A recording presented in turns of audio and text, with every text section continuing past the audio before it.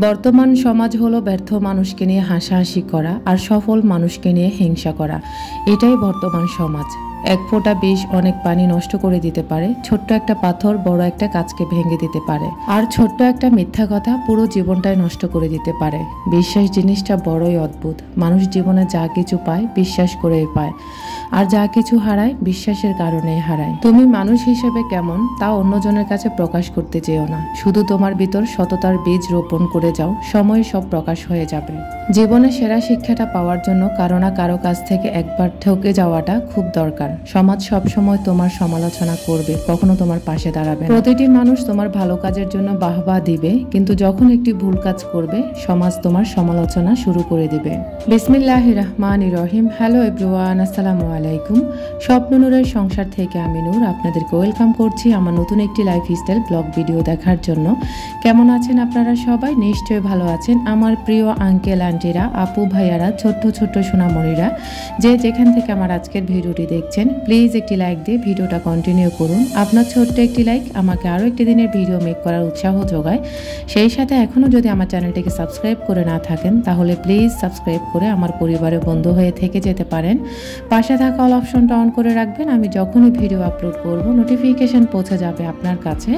আপনি আপনার সময় মতো আমার ভিডিওটা দেখে নিতে পারবেন। যারা শুরু থেকে আমাকে সাপোর্ট দিয়ে যাচ্ছেন তাদের প্রতি রইল অনেক অনেক ভালোবাসা, সেই সাথে অনেক বেশি কৃতজ্ঞতা। আমার আজকের ভিডিওর কোথাও কোনো অংশ যদি আপনার একটু হলেও ভালো লেগে যায়, তাহলে প্লিজ হার্ডলি রিকোয়েস্ট রইল আপনার ফ্রেন্ডস অ্যান্ড ফ্যামিলির সাথে আমার ভিডিও লিঙ্কটা শেয়ার করতে ভুলবেন না। শীত যদি এখনো আসে নাই, তবে প্রচুর গরম পড়তেছে। দিন কিন্তু বরাবর মতোই ছোট হয়ে গেছে।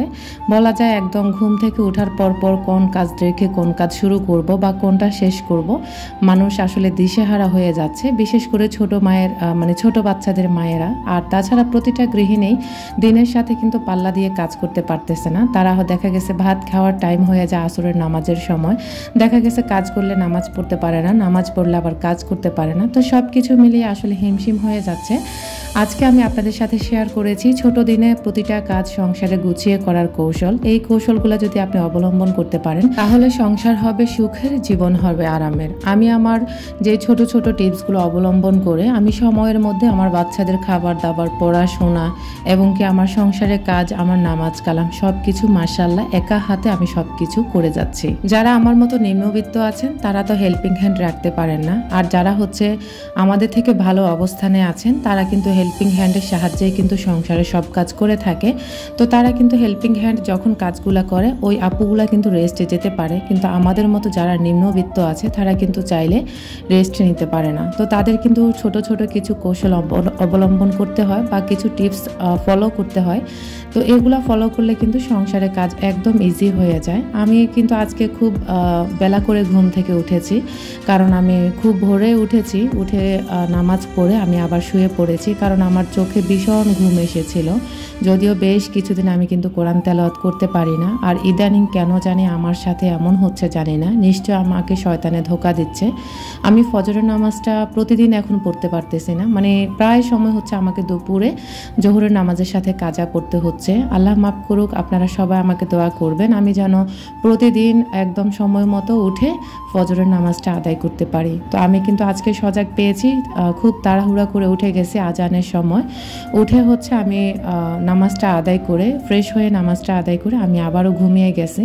তো আমি উঠতে উঠতে প্রায় 9টা বেজে গেছে, কারণ সারাদিন কাজকর্ম যাই করি শরীরটা একদম ছেড়ে দেয়। তো তখন মনে হয় রাতেও আসলে ঘুমাই, দেখা গেছে অনেক সময় লেট হয়ে যায়। কারণ আমার প্রিয় ইউটিউবারদের সাথে কিন্তু আমি রাতের বেলায় কথা বলি, আর দেখা গেছে এই জন্য আমাকে রাত জাগতে হয়। যদিও আমরা প্রতিদিন রাতে 11টার সময় ঘুমিয়ে পড়ি। বেশি রাত জাগাটা সত্যি আমার এবং আমার পরিবারের কারোই পছন্দ না, আর আমি বেশি একটা রাত জাগতে পারি না, আমি অসুস্থ হয়ে পড়ি।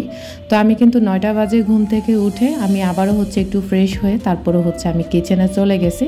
কিচেনে গিয়ে আমি আমার ইলেকট্রিক কেটলির মধ্যে পানি দিয়ে দিয়েছি। যাদের ছোট বাচ্চা আছে বা এখন যেহেতু শীতকাল আসতেছে, আপনারা চাইলে একটা ইলেকট্রিক কেটলি রাখতে পারেন।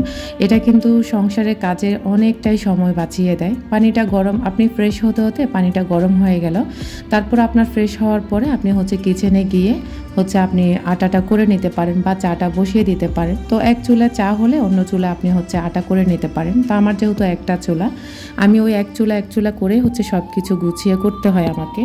দেখা গেছে আমাকে আসলে অনেক সময় টাইম মেনটেন করতে হয়। আর হচ্ছে আমার কারেন্ট যখন চলে যায় তখন কিন্তু আমি আসলে একদম একটা বেকায়দায় পড়ে যাই। তো তখন আমি কি করি, তখন আমার হাতের যে এক্সট্রা অন্যান্য কাজগুলো থাকে, যেমন ঘর গোছানো বা ঘর ঝাড়ু দেওয়া, ঘর মোছা বা বারান্দা থেকে কাপড় চোপড় আনা, ওগুলো আমি করে ফেলি। যেহেতু কারেন্ট নেই ততক্ষণ আমি বসে থেকে কি করব, তো এই ফাঁকে কিন্তু আমার সংসারের সব কাজ শেষ হয়ে যায়। আর আমাদের এলাকায় কিন্তু ভালো একটা লোডশেডিং হচ্ছে ইদানিং, তো আসলে খুব বিরক্তিকর মনে হয়। তো এদিক দিয়ে হচ্ছে আমি নাস্তাটা রেডি করে নিয়েছি। আর আরফানের আব্বুর কিন্তু আজকে কাজ নেই, সেও কিন্তু বাসায় আছে, তো তারা এখনও ঘুম থেকে ওঠেনি। এই ফাঁকে হচ্ছে আমি নাস্তাটা করে নিচ্ছি। আর আমাদের হচ্ছে খাবারের রুটিনে থাকে চা এবং কি হচ্ছে রুটি বা পরোটা। যদি সবজি থাকে সবজি দিয়ে আপনাদের ভাইয়াও খায়, আর যেদিন সবজি থাকে সেদিন আমিও খাই। দেখা গেছে সবজি দিয়ে খেলে আমাকে কিন্তু চা দিয়ে একটা খেতেই হবে। ওই যে আমরা হচ্ছে অভ্যাসের দাস, অভ্যাস আসলে এমন একটা জিনিস যেটা চাইলেও হচ্ছে ছাড়া যায় না। এবার চলুন চা খেতে খেতে আমার একজন প্রিয় ইউটিউবার ব্লগার পিডি হেলেন আপুর কথা বলি। হেলেন আপু আমার হচ্ছে গত ভিডিওটা দেখেছে যেখানে কিনা আমার ইনকাম অনেক বেশি কম হয়। তো আপু কিন্তু আসলে বিশ্বাস করেনি, তারপরও খারাপ লাগা থেকে আপু হচ্ছে আমার সাথে কথা বলেছে, আমাকে বুঝিয়েছে। আমার কাছে খুব ভালো লেগেছে, কারণ হচ্ছে আমরা যেহেতু একই প্ল্যাটফর্মে কাজ করি তাই বড় ছোট কেউ কিন্তু এটা মনের ভিতরে রাখে না, যেটা আমি প্রমাণ পেয়েছি। আমি ভেবেছি আপুগুলা হয়তো অনেক বড় লোক, আমার সাথে কথা বলবে না বা আমার ভিডিওগুলো দেখবে না, কিন্তু প্রতিনিয়ত taste and tales with Salma আপু, পুষ্প লাইফস্টাইলের পুষ্প আপু, জান্নাত রাসেল টাইনি ওয়ার্ল্ড থেকে জান্নাত আপু, এরা কিন্তু প্রতিনিয়ত আমার ভিডিওগুলো দেখে। আরও অন্যান্য আপুরা আছে। তো আসলে আমার সব আপুদের কথা মনে নেই, ইনশাআল্লাহ আমি কিন্তু আপনাদের সাথে আমার সব আপুদের ভিডিওগুলার মানে চ্যানেলের নামগুলা শেয়ার করব। তবে যেহেতু আমার মনে থাকে না সব কিছু ভিডিওতে বলতে, যার কারণে হচ্ছে আমি বলতেও পারি না।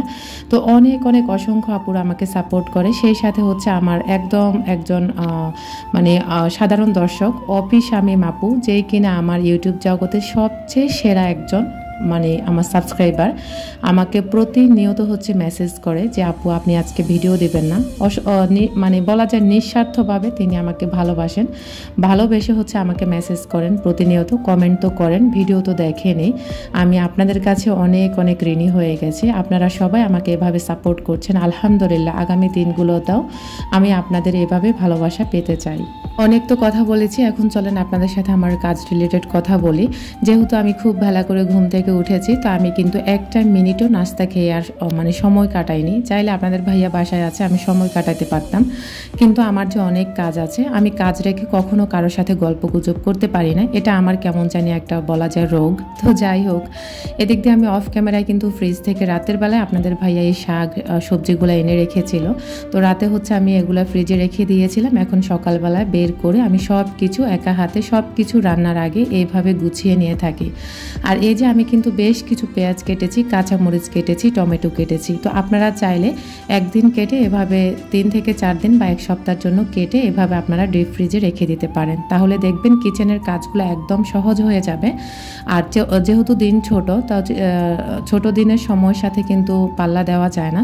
তো এভাবে কিছু কাজ যদি আগে থেকে গুছিয়ে রাখা যায় তাহলে দেখবেন এই ছোট দিনে সব কিছু একা হাতে আপনি মেনটেন করতে পারবেন। সংসার জীবনটা আসলে যতটা সহজ মনে করে যারা এখনো বিবাহিত না বা বিয়ে হয় নাই, তারা মনে করে সংসারটা অনেক বেশি সহজ, কিন্তু না, সংসার জীবনটা অনেক বেশি কঠিন।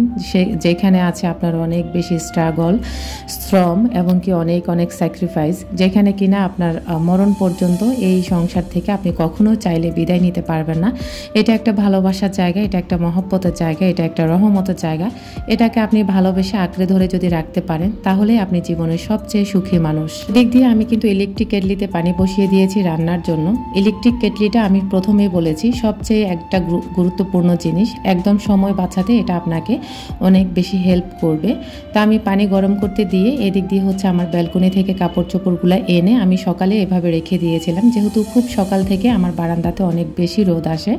তো আমার কিন্তু সবচাইতে খারাপ লাগার কাজ হচ্ছে মানে খারাপ লাগার না, মানে খারাপ লাগে হচ্ছে বারান্দাতে যদি কাপড় চোপড় ঝুলে থাকে, ওটা শুকিয়ে গেছে সারাদিনের জন্য এভাবে ঝুলে রাখলে আমার যে কি পরিমাণ খারাপ লাগে বিশ্বাস করবেন না। আমি চাই সাথে সাথে এটাকে হচ্ছে মানে এগুলা শুকানোর পর সাথে সাথে এনে আমি গুছিয়ে রাখতে। আর দেখা গেছে ধাপে ধাপে কাপড় চোপড় যেগুলো শুকানোর দরকার ওগুলা শুকিয়ে তারপরে হচ্ছে আবারও ভেজা যে কাপড় চোপড়গুলো আছে ওগুলো আমি হচ্ছে ব্যালকনিতে মেলে দিই রোদের ভিতরে। আর যেহেতু এখন খুব দিন ছোট হয়ে গেছে বা শীতও চলে আসছে, আপনারা চাইলে খুব সকাল সকাল কাপড় চোপড়গুলো ধুয়ে শুকিয়ে নিতে পারেন। দেখবেন আপনারা একদম সারাটা দিনের সাথে আপনি পাল্লা দিয়ে কাজগুলো করতে পারবেন। এখন চলুন আপনাদের সাথে আমার রান্না বান্নার ভিডিও শেয়ার করি। আমার গত কয়েকটা ভিডিওতে আপুরা এত এত কমেন্ট করতেছে আমি যেন আপুদের উদ্দেশ্যে রান্না বান্নার ভিডিওগুলো শেয়ার করে থাকি। আমি এই মানুষটাকে আপনারা এত পরিমাণে সাপোর্ট করবেন, ভালোবাসবেন, যেখানে সত্যি আমার অকল্পনীয় ছিল।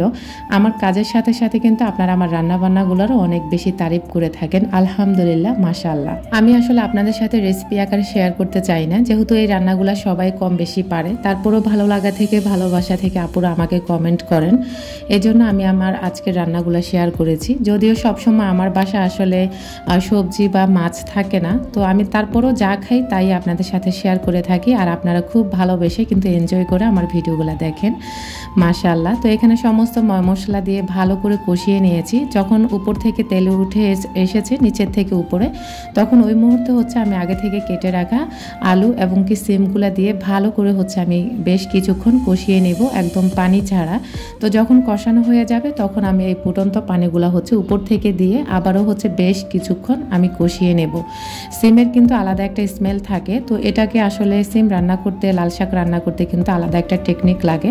তো এই টেকনিকগুলো ফলো করলে কিন্তু সিম রান্না করলে আপনি যেরকম টেক্সচার চাইবেন ঠিক সেরকম টেক্সচারে আপনি হচ্ছে স্বাদটা পাবেন। তো সিমের ক্ষেত্রে হচ্ছে আপনি রান্নাটা সহজে ঢাকনা দিতে পারবেন না, কষানো হওয়া ছাড়া সিমে কিন্তু ঢাকনা দেওয়া যায় না, তাহলে কিন্তু বাজে একটা স্মেল করে। আর সিম একদম নরম হয়ে গেলে তখন খেতেও ভালো লাগে না। তো এই জন্য কিন্তু গরম পানিটা দিলে আর একদম সম পরিমাণ পানি দিবেন। একটু বেশি পানি হয়ে গেলে সিমটা কিন্তু একদমই নরম হয়ে যায়, তখন কিন্তু খেতে তেমন একটা মজা পাওয়া যায় না। সিমটা যেন হালকা একটু বলা যায় কি বলে মানে একটু শক্ত থাকে বা একটু নরম থাকে। অবশ্যই সিদ্ধ তো হবে, সিদ্ধ ছাড়া তো আর সিম রান্না করা যাবে না, বা যেরকম সিমটা আস্তে আস্তে রাখার প্রয়োজন ওইভাবে রান্না করলে দেখবেন সিমের কালার, স্বাদ, গন্ধ, অটুট সব কিছু আপনারা সেমভাবে পেয়ে যাবেন। তো আমি কিন্তু ধাপে ধাপে আপনারা দেখতে পাচ্ছেন আমি কাজগুলো করে নিচ্ছি। তো এইভাবে কিন্তু আপনারা চাইলে আপনাদের কাজগুলো করে নিতে পারেন। একদিকে রান্না বান্নাও হচ্ছে, অপর সাইডে আমি কিন্তু আমার সংসারের কাজগুলো গুছিয়ে নিচ্ছি। তো একজন গৃহিণী চাইলে সংসারটাকে আমি সবসময় বলি যে চাইলে একটা স্বর্গের রূপ দিতে পারে, আবার চাইলে কিন্তু একটা মানে কি বলে নরকের রূপ দিতে পারে। যদিও আসলে আমার কথাতে অনেক বেশি আটকে যায় বা তোতলামি চলে আসে, এগুলোকে সত্যি আমি পাত্তাই দিই না। আমি যেরকম সেরকমই আপনাদের সাথে শেয়ার করে থাকি। তো আমি কিন্তু ঘরটাও মুছে নিয়েছি এবং কি গোসল করে নামাজটা আদায় করে এখন হচ্ছে আমার বাচ্চারাও মক্তব থেকে চলে এসেছে। তো আমরা এখন খাবারের জন্য সবাই রেডি হয়ে গেছি। আর আপনাদের ভাইয়াও কিন্তু সকালবেলা ছিল, তারপর হচ্ছে কাজে চলে গেছে, আবার দুপুরবেলা এসেছে। তো সবাই মিলে পরিবারের সবাই মিলে ভাত খেতে বসলে অন্যরকম একটা শান্তি পাওয়া যায়। লাল শাকও রান্না করেছি চিংড়ি মাছ দিয়ে। আজকের মতো এখানেই বিদায় নিচ্ছি।